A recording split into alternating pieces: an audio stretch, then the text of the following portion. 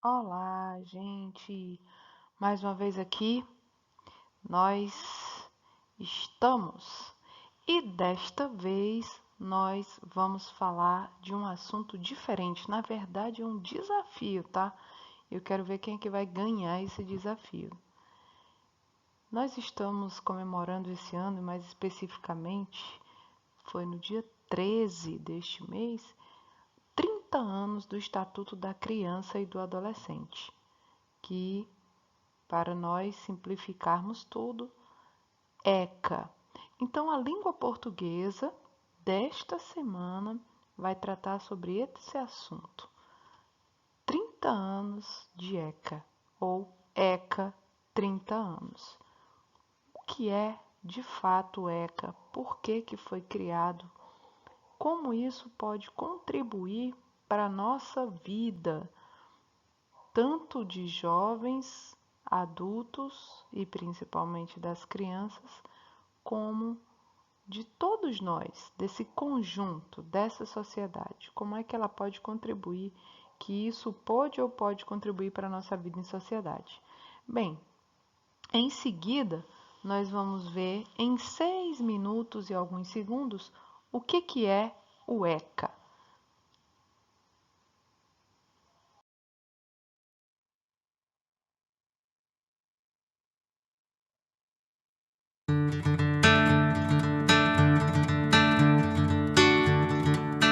Este é Felipe. Ele tem 5 anos. Por Felipe ser uma criança, a família, a comunidade, a sociedade e o poder público devem lhe assegurar condições para que chegue à idade adulta. Para fiscalizar e garantir esse direito a Felipe e a todas as crianças, em 13 de julho de 1990, foi promulgado no Brasil o Estatuto da Criança e do Adolescente.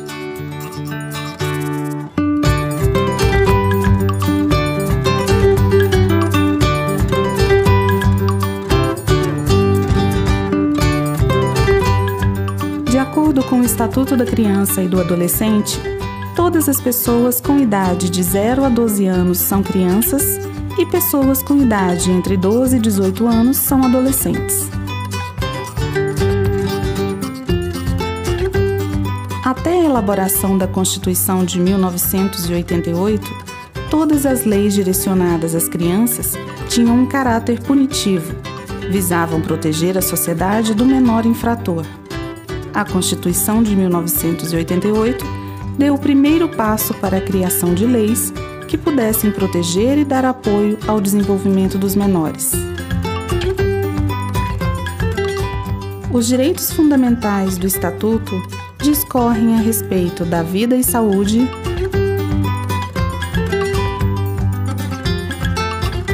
liberdade, respeito e dignidade, convivência familiar e comunitária,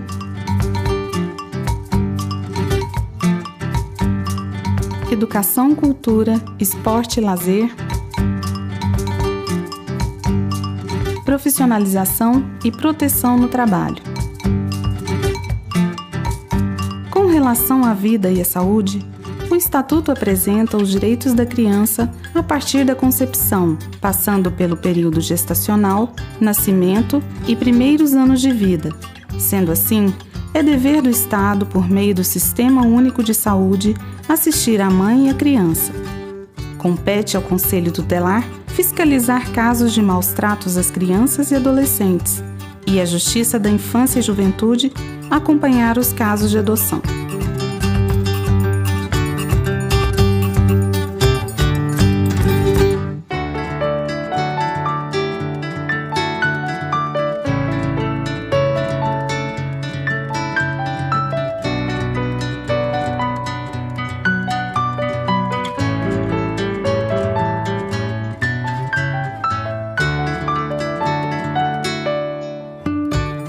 Toda criança e adolescente tem direito à liberdade, respeito e dignidade. Sendo assim, o Estatuto lhes garante o direito de ir e vir, brincar, se divertir e praticar esportes, expressar opiniões, liberdade de crença, auxílio ou refúgio e orientação.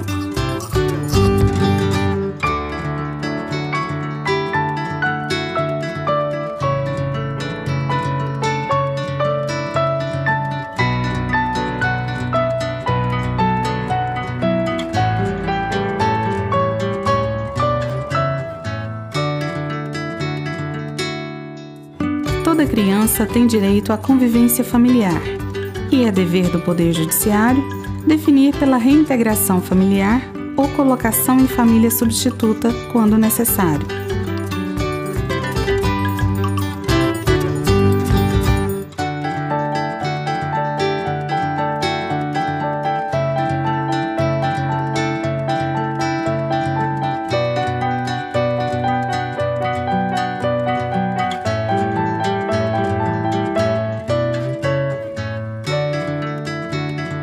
É garantido a toda criança o direito à educação de qualidade e preparação ou qualificação para a cidadania e para o mercado de trabalho.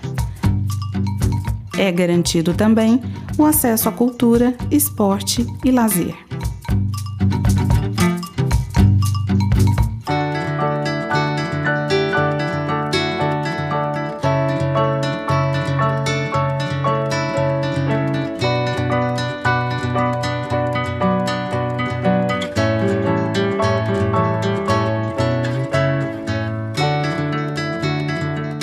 É proibido todo tipo de trabalho a crianças e adolescentes de até 14 anos, salvo a condição de menor aprendiz prevista pela Constituição.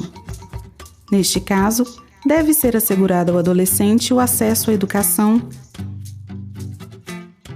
horários especiais e atividades compatíveis com seu desenvolvimento.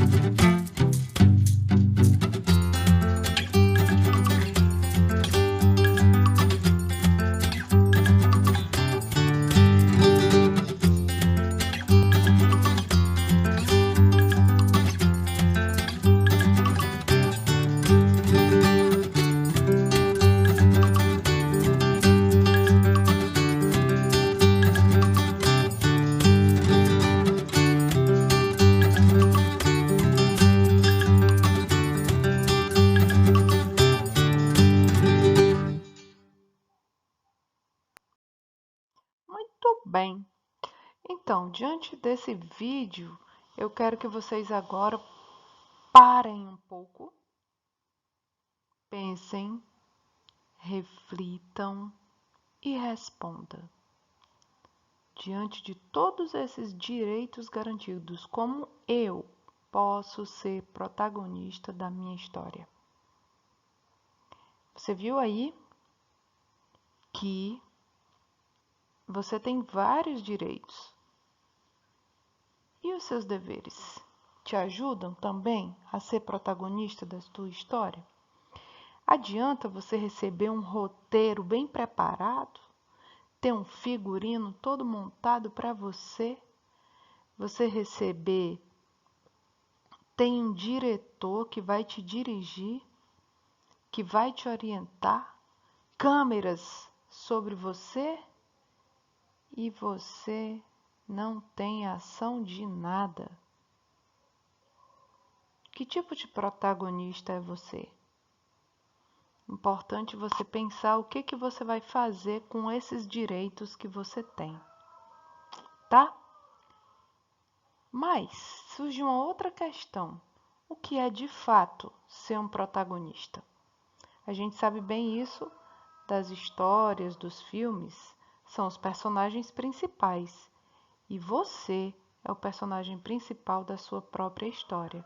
Só que essa história, ela não é imaginária, não é fictícia, ela é uma história real. É a sua vida. E o que você vai fazer? O que você quer, o que é que você quer fazer com a sua vida? Como você quer que ela seja vivida? Então, para falar um pouco sobre isso, para entender um pouco sobre isso, alguns jovens, é bem verdade, já jovens adultos que passaram pela mesma fase que vocês estão passando agora, eles têm muito a dizer de experiências vividas e o que é que eles pensam sobre protagonismo juvenil. Esse vídeo ele vai durar um pouco mais de 15 minutos. Vejam.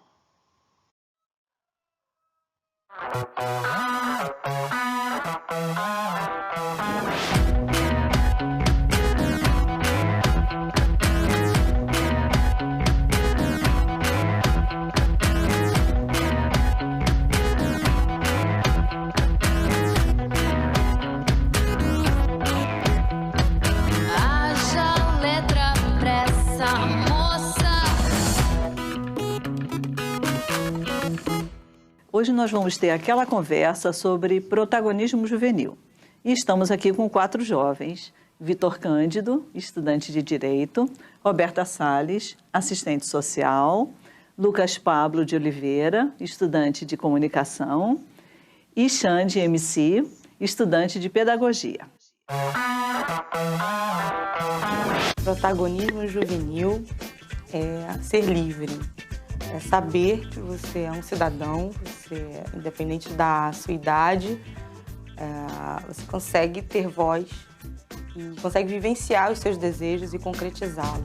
É o jovem ter o papel de destaque na elaboração de um projeto, não somente na elaboração, como na execução do projeto. É você dar esse destaque. O protagonismo juvenil, para mim, eu acho que é o próprio exercício de ser jovem, né? de juventude.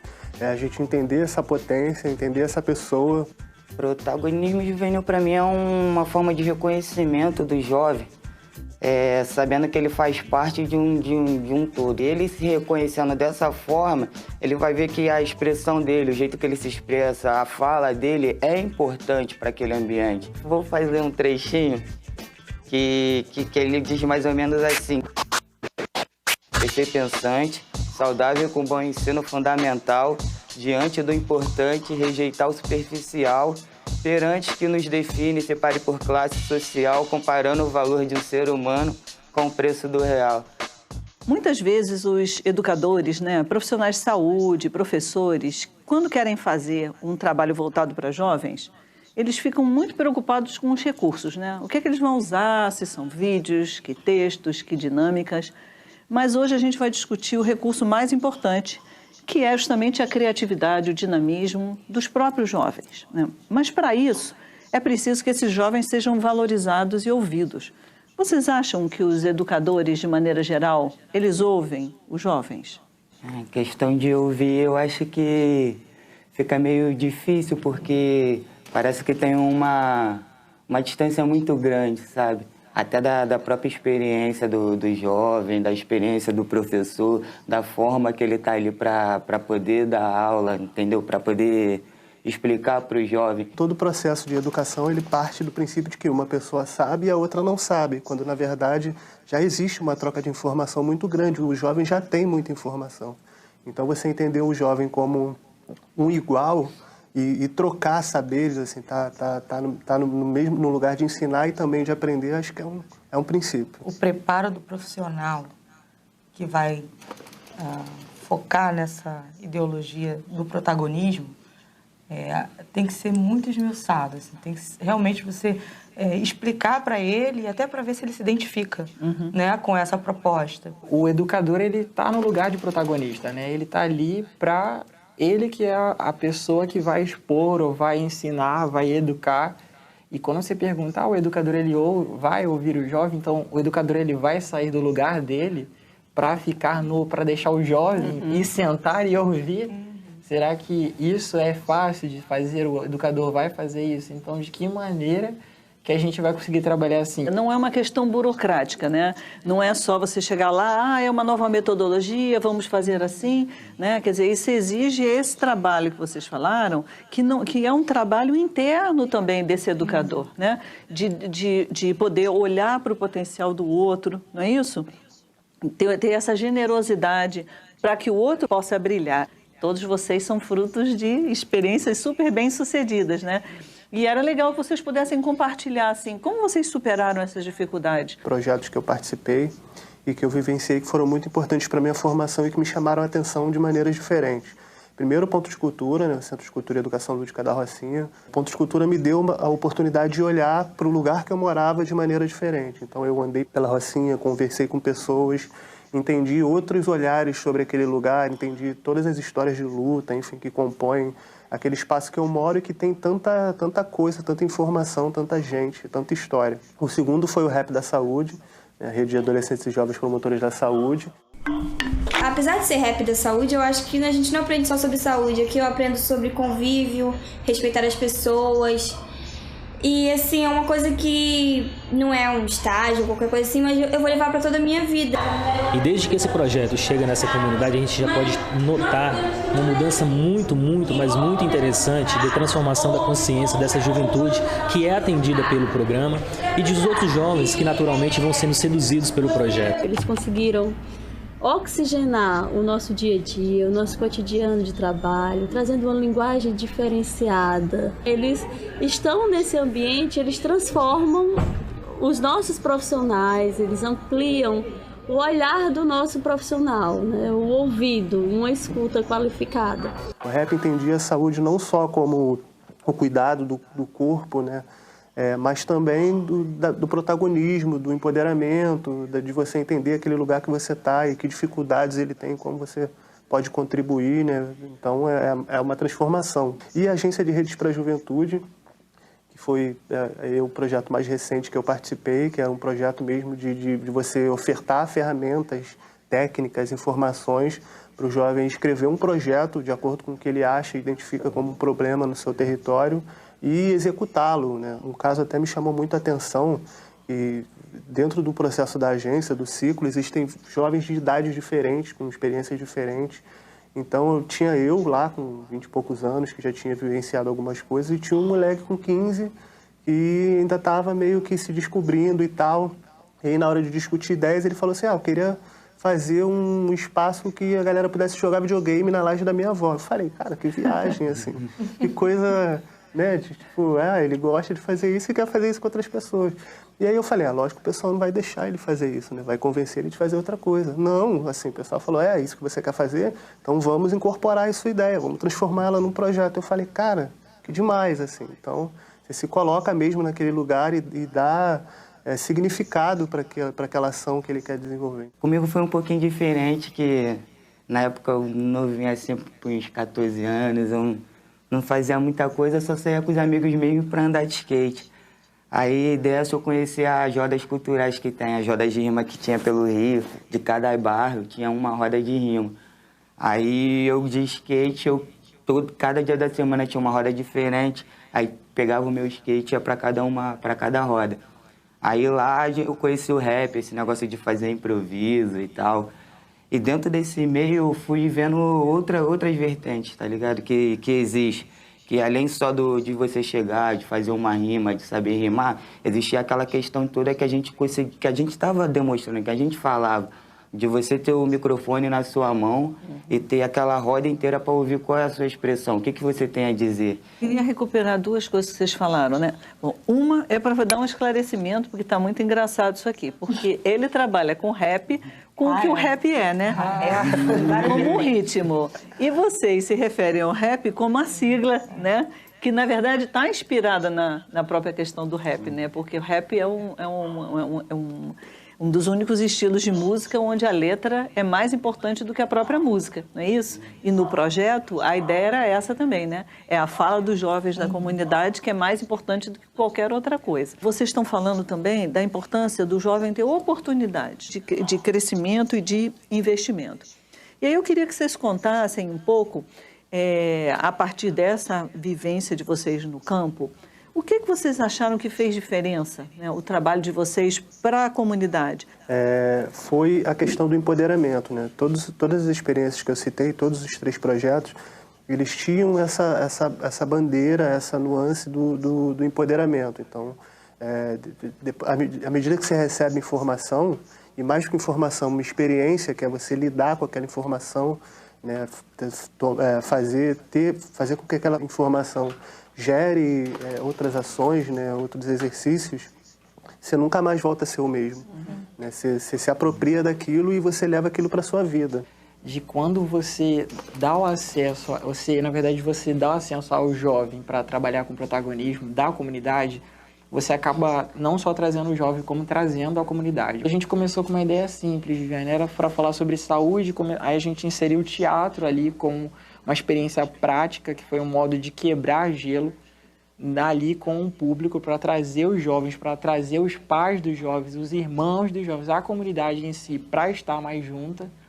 E a gente acabou dando para mim e para os jovens empoderamento. Eu posso andar em todos os lugares, independente da forma como eu falo, da forma como eu me expresso.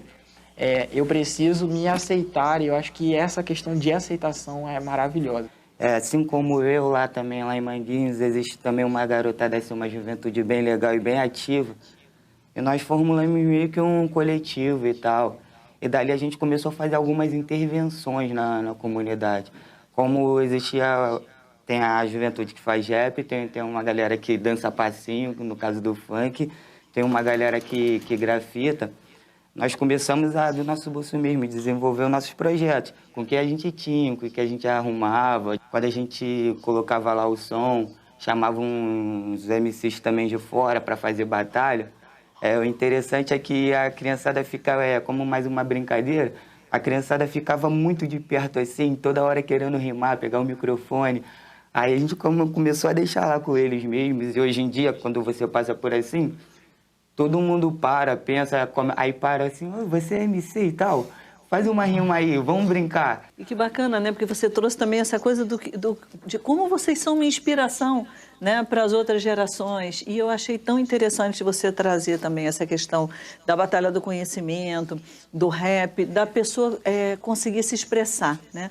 Colocar em palavras, porque a violência, né, ela, na verdade, ela se instala quando a gente não consegue ter outros recursos de comunicação. Então, ajudar as pessoas a perceberem os seus sentimentos e a se expressarem é uma ação poderosíssima e que a gente, às vezes, não vê como uma ação de saúde, mas né? Aí a gente podia conversar um pouquinho sobre o papel desse educador, o preparo desse educador que vai fazer o trabalho de protagonismo junto com os jovens. O que eu via muito no preparo dos líderes é que a linguagem assim, era bem complicada. Eu comecei falando muito difícil. Então, por exemplo, eu vi ele falando aqui, eu falei assim, cara, que máximo ele falando. Nós fizemos intervenções na comunidade. Intervenções. Essa palavra é linda, né? Sabe o que intervir? É você rachar com aquela normalidade ali. Você quebrou aquele cotidiano. Então, se você entende o conceito, né, você aumenta o seu vocabulário, você aumenta o seu poder de contra-argumentar com isso, independente de quem você está, né, falando. Né? E nem sempre o líder, o profissional de apoio, tinha isso. Né? Então, ele é meio engolido por aquela equipe, porque ele não conseguia dar conta. Para a educação funcionar, é preciso que existam as duas partes. Né? O professor, muitas vezes, não compreende muito bem como vai lidar com isso, porque é uma demanda muito grande. Existe um adolescente hoje que não é mais o adolescente de antigamente, é um adolescente que tem voz, é um adolescente que se informa, é um adolescente que sabe, muitas vezes, de coisas que os professores nem têm ideia. Então, é um conjunto muito grande de informação que eu acho que o adolescente precisa participar, sim, e o professor precisa perceber isso. O papel do educador é ajudar a pensar grande, né? A pensar para o futuro. De tudo que vocês falaram, fica muito claro, assim, primeiro, essa importância da aposta nos jovens, né? Esse é o ponto de partida, né? Crer que justamente essa criatividade, né, o dinamismo dos jovens pode fazer diferença, né, na sua escola, na sua comunidade, na cidade de maneira geral. Mas, em segundo lugar, também entender a importância dessa rede de apoio, né, que vocês colocaram tão bem.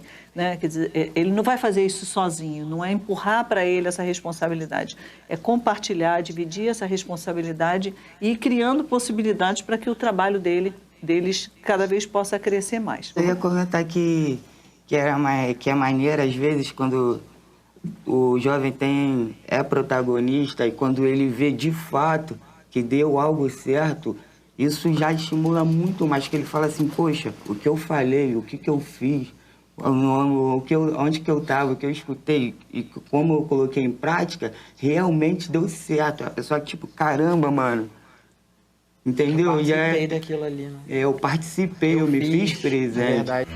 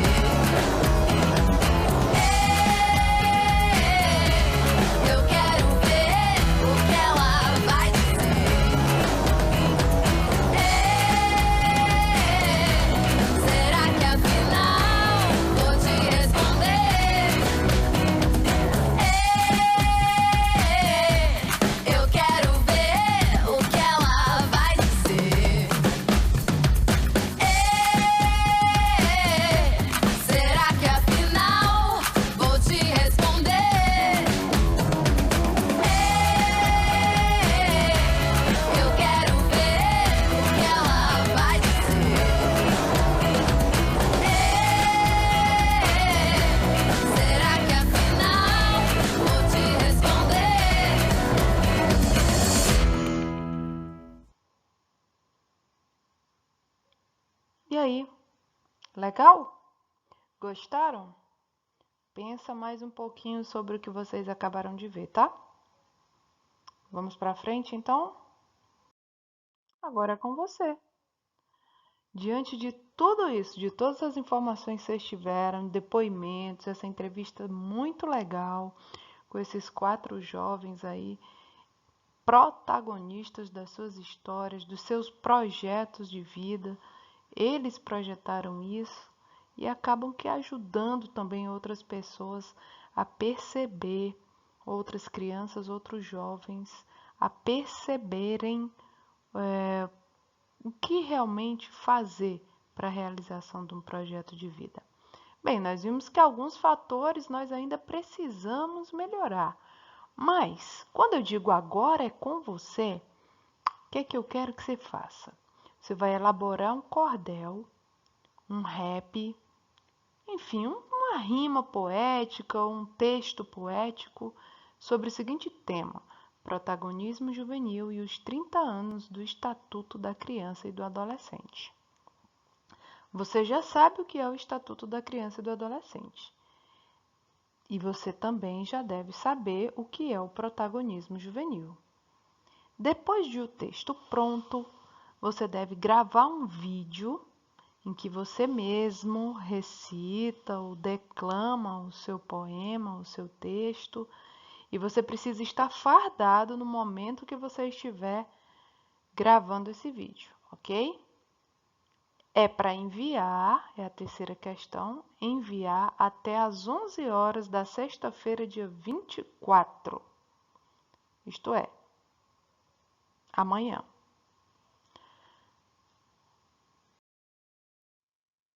Que mais?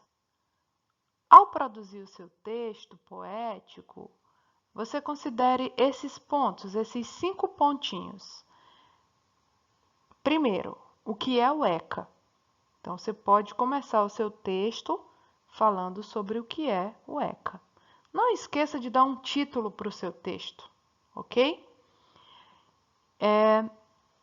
Segundo, você pode dedicar a sua segunda estrofe sobre o que é protagonismo juvenil. Terceiro, você pode fazer uma próxima estrofe falando sobre como é que o ECA contribui para o desenvolvimento da criança e do adolescente enquanto protagonistas da sua história. Na sua quarta estrofe, você pode dizer o que é que você acha sobre você mesmo. Você se acha um protagonista da sua história? Explique isso nos seus versos. Para finalizar o seu texto, as suas rimas, o seu poema, o seu rap, você pode escrever uma quinta estrofe em que você diz algo sobre a criança e os adolescentes, cidadãos do mundo. E aí? Esses pontos, a quinta questão, eu somente explico e esclareço que esses 5 pontos que eu citei aí na questão 4, elas não são uma regra, elas são apenas sugestões sobre o que você pode escrever e como você pode organizar o seu texto poético. Gente, segredo, não conta para ninguém, mas tem um prêmio para quem se destacar, viu? Tem um prêmio para quem escrever, para quem recitar o melhor texto sobre esse assunto. Vamos lá, hein? Capricha aí. Capricha na hora de escrever, capricha na hora de gravar o vídeo para ficar lindo e ganhar essa premiação. Abraço, até sexta-feira.